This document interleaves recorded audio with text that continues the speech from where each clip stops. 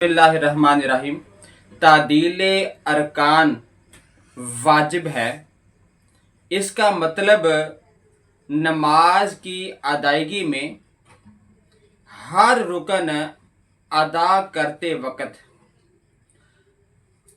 हर उज़व को इत्मीनान हासिल हो जाए।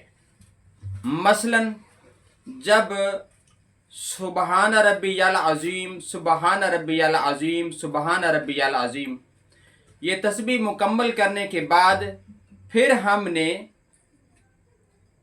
खड़े होना है।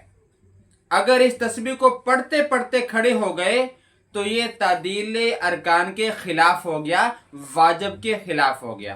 तादील अरकान नमाज में वाजिब है। एक तस्बीह की मिकदार फतावा शामी के मुताबिक ये कम से कम ये वाजिब है, तो लिहाजा हर रुकन में पहले तस्बीह मुकम्मल करें, इसके बाद अगला रुकन शुरू करें।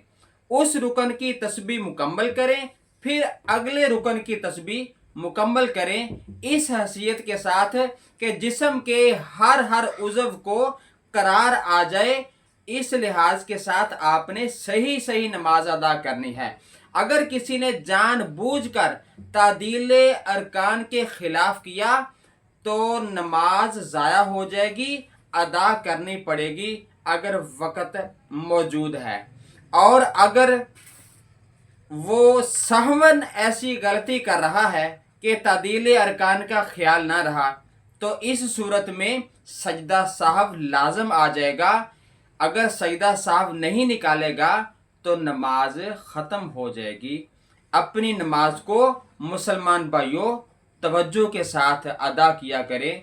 इस जो मसले को मैंने बयान किया है इसे तादील अरकान कहते हैं, तो नमाज में इसका दर्जा वाजिब का दर्जा है।